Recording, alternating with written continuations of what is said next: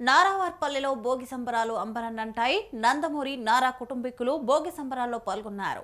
CM Chandrababu Naravaripalli చేరుకున్నప్పటి నుంచి వినతుల స్వీకరణలో బిజీగా ఉన్నారు. కాగా శెట్టిపల్లి ప్రజలు భూముల సమస్య పరిష్కారమైందని కృతజ్ఞతలు తెలిపారు. నారావారిపల్లి నుంచి తాజా సమాచారం మా ప్రతినిధి జేజీరామ్ అందిస్తారు.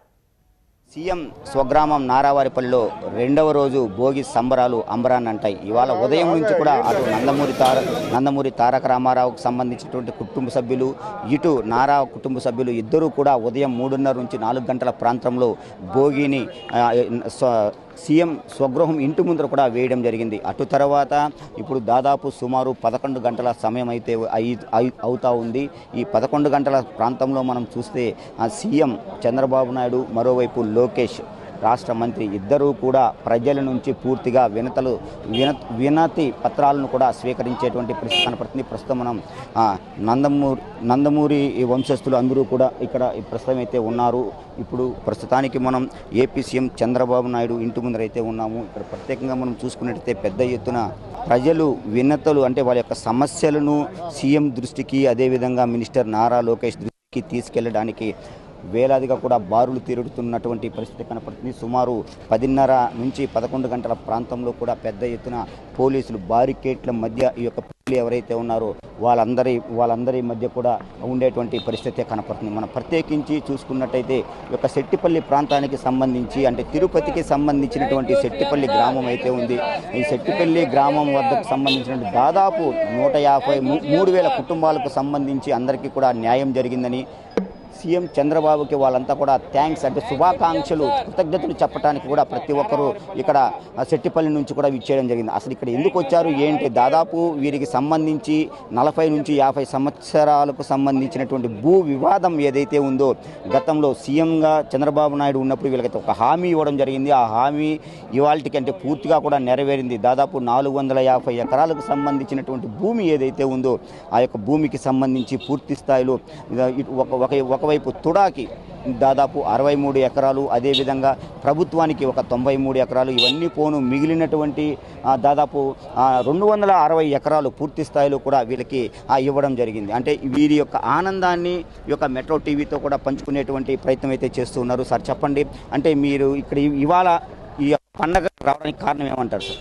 గత 75 సంవత్సరాలుగా పరిష్కారం కానీ శెట్టిపల్లి భూ సమస్యను 2014లో అప్పటి ప్రతిపక్ష నాయకులుగా ఉన్న నారా చంద్రబాబు నాయుడు గారు 2013లో మేము అధికారంలో రావగానే మీ సమస్య పరిష్కరిస్తామని మాట ఇచ్చిన మాట ప్రకారం 2018లో భూ సర్వే చేసి ల్యాండ్ పూలింగ్కి మమ్మల్ని రైతుల్ని ప్లాట్ వాళ్ళని ఒప్పించి 2018లో సర్వే చేసి 2019కి లిస్ట్ రిలీజ్ చేయడం జరిగింది.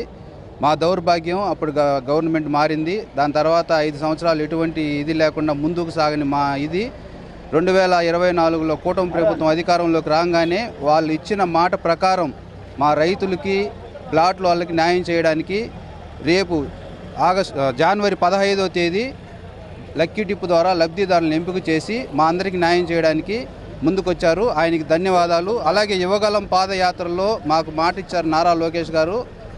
Thank you CM sir, thank you Nara Lokesh గారు. ఎన్ని లబ్ధిదారులు అయ్యారు, ఏ విధంగా మీకు ఆ యొక్క ల్యాండ్? మొత్తం శెట్టిపల్లి భూములకు సంబంధించి 630 ఎకరాలు ఉన్నది. అందులో చెరువు, సిఆర్ఎస్, ఊరు ఇవన్నీ పోను 430 ఎకరాలు రైతులకు సంబంధించి కానీ ఇళ్ల స్థలాలకు సంబంధించి కానీ మొత్తం 430 ఎకరాల దాకా ఉన్నది. అందులో రైతులు కావచ్చు, ఇళ్ల స్థలాలు కావచ్చు 3,000 మంది పైగా లబ్ధిదారులు ఉన్నారు. వాళ్ళందరూ కూడా కొనుగోలు చేసింది. ఆ యొక్క సమస్యను గత ఇనాం భూములు అని చెప్పేసి అవి పెండింగ్ పెట్టున్నారు. ఇప్పుడు మేము సెటిల్మెంట్ చేసి మీకు ఇస్తాము, మీ అందరికీ న్యాయం చేస్తామని చెప్పేసి అదే 2014లో చంద్రబాబు నాయుడు గారు అధికారంలో ఉన్నప్పుడు అప్పుడు కలెక్టర్ గారు మమ్మల్ని ఒప్పించి ఈ ల్యాండ్ అనేది తీసుకోవడం జరిగింది. అప్పటి నుంచి ఇప్పటి వరకు కూడా ఏంటంటే ప్రభుత్వాలు మారుతూ ఉండడం వల్ల డిలే అయింది. ఇప్పుడు సీఎం గారు ఈసారి ఎలక్షన్లో గెలిచిన తర్వాత మాకు ఇచ్చిన మాట ప్రకారం మీకు వెంటనే పరిష్కరిస్తామని చెప్పేసి రేపు 15వ తారీఖున ఇక్కడే నారా ఈ పల్లెల్లో నుంచి డ్రిప్పు వేయబోతున్నారు. మాకు కలెక్టర్ ఆఫీసర్ గారు వచ్చేసి అందరూ కూడా వారి ప్లాట్లని చూసుకోవాల్సిందిగా తెలియజేశారు. వారికి ఈ యొక్క తరఫున మేము ధన్యవాదాలు తెలియజేస్తూ ఇక్కడికి రావడం అనేది జరిగింది. అంటే మీరు ఏ విధంగా పోరాటం అయితే సాధించారు, ఎన్ని ఏళ్లుగా మీ యొక్క సమస్యను ప్రభుత్వం దృష్టికి తీసుకెళ్తున్నారు, ఇప్పటికీ మీ యొక్క కోరిక నెరవేరే పరిస్థితి కనపడుతుంది? మేము 2018 సంవత్సరం ఇదే నారావారిపల్లిలో జనవరి 15వ తారీఖు సంక్రాంతి నాడు కలిసాం. ఆ రోజు ఆయన మాట ఇచ్చాడు.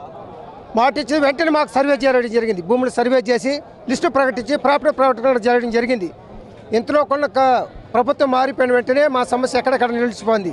మళ్ళీ అధికారం వచ్చిన తర్వాత మళ్ళీ మేము ఎయిర్పోర్ట్ వద్ద సీఎం గారిని కలిసాం సెట్టిపల్లి సమస్య మీద.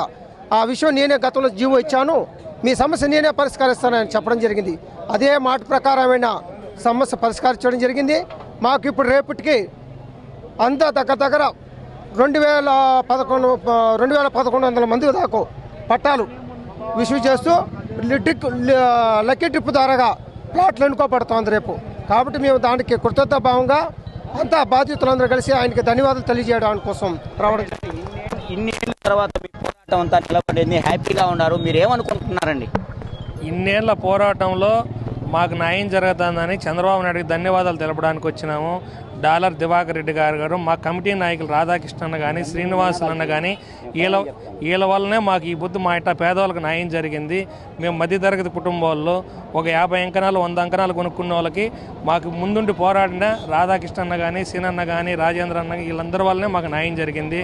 మాకు చంద్రబాబు నాయుడు గారికి ధన్యవాదాలు, డాలర్ దివాకర్ రెడ్డి గారికి ధన్యవాదాలు, కలెక్టర్ గారికి ధన్యవాదాలు సార్. చాలా సంతోషం సార్. మాకు తిరుపతికి సంబంధించినటువంటి సెట్టిపల్లి గ్రామం ఏదైతే ఉందో వాళ్ళందరూ కూడా పూర్తి స్థాయిలో సీఎంకి తమ యొక్క కృతజ్ఞతలు తెలియజేసేటువంటి పరిస్థితి కనపడుతుంది. ఇవాళ సీఎంను కలవాలని చెప్పి వారందరూ కూడా ఆ సీఎం ఇంటి గృహం ముందర వెయిట్ చేసేటువంటి పరిస్థితి కనపడుతుంది. మరో కోణంలో మనం చూసుకున్నట్టయితే ఈ యొక్క రేపు 2వ రోజు, ఇవాళ భోగి, రేపు వచ్చి సంక్రాంతి పండుగను పూర్తి స్థాయిలో మనం చూసుకున్నట్టయితే ఈ యొక్క సీఎం చంద్రబాబు నాయుడు గృహానికి వెలుపల ఉన్నటువంటి ఈ యొక్క నందమూరి తారక రామారావు కావచ్చు, ఈ విధంగా బసవ తారకం, ఈ యొక్క 2 విగ్రహాలు ఉన్నాయి. గతంలో మనం చూసుకున్నట్టయితే ఈ యొక్క 2 విగ్రహాలను కూడా పూర్తి స్థాయిలో చంద్రబాబు నారావారి కుటుంబం, మరోవైపు చూస్తే నందమూరి కుటుంబం ఇద్దరూ కూడా ఈ యొక్క విగ్రహాలను అయితే ప్రారంభించినటువంటి పరిస్థితి కనపడుతుంది. అయితే గత ఏడాది కూడా భారీగా గజమాలతో కూడా ఈ యొక్క 2 విగ్రహాలను సత్కరించి పూర్తి స్థాయిలో వారి యొక్క ఆశీస్సులను తీసుకున్నటువంటి సిచ్యువేషన్ అయితే ఉంది. అంటే ఇప్పుడు కూడా ఈసారి రేపు మనం చూసుకున్నట్టయితే ప్రత్యేకంగా వీరిరువురికి సంబంధించినటువంటి కుటుంబీకులు ఇక్కడ చేరుకొని ఉన్నారు. ఇక్కడ చేరుకున్నటువంటి తర్వాత గజమాలతో కూడా వీరిద్దరిని పూర్తి స్థాయిలో కూడా అలంకరించి ఒకవైపు నందమూరి తారక రామారావు, మరోవైపు బసవ తారకానికి సంబంధించినటువంటి పూర్తి ఆశీస్సులు ఇటు నందమూరి కుటుంబం, మరోవైపు నారావారి కుటుంబం వారి యొక్క ఆశీస్సులు పొందేటువంటి సిచ్యువేషన్ కనపడుతుంది. మరోవైపు మనం చూసుకున్నట్టయితే నారా చంద్రబాబు నాయుడుకి సంబంధించినటువంటి తల్లిదండ్రులు వాళ్ళు ఇప్పటికే కూడా స్వర్గస్థులైనారు. పూర్తి స్థాయిలో ఆ యొక్క తల్లిదండ్రులు ఎవరైతే ఉన్నారో అమ్మన్నమ్మ ఒకవైపు, మరోవైపు వచ్చి ఖర్జూర్ నాయుడు, వారి యొక్క సమాధుల వద్ద పూర్తి కుటుంబ సభ్యులందరూ కూడా వెళ్ళి ప్రత్యేక పూజలు చేసి బట్టలు పెట్టేటువంటి ఆ సాంప్రదాయాన్ని అయితే కొనసాగించేటువంటి సిచ్యువేషన్ కనపడుతుంది.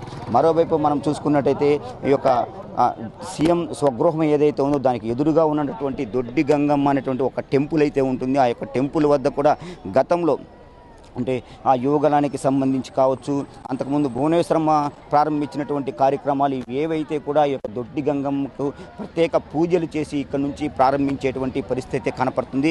అయితే దొడ్డి గంగమ్మకు వీరి కుటుంబ సభ్యులు అందరూ కూడా రేపు ఉదయం ప్రత్యేకంగా కూడా పూజలు చేసేటువంటి పరిస్థితి మనం ఇప్పుడు చూస్తూ ఉన్నాం. ఈ యొక్క దొడ్డి గంగమ్మకు సంబంధించి వీళ్ళు పూజలు చేసిన తర్వాత ఏ కార్యక్రమాన్ని అయినా కూడా ప్రారంభించేటువంటి ఆనవాయితీ ఎప్పటి నుంచో మనకు కనపడుతూ ఉంది.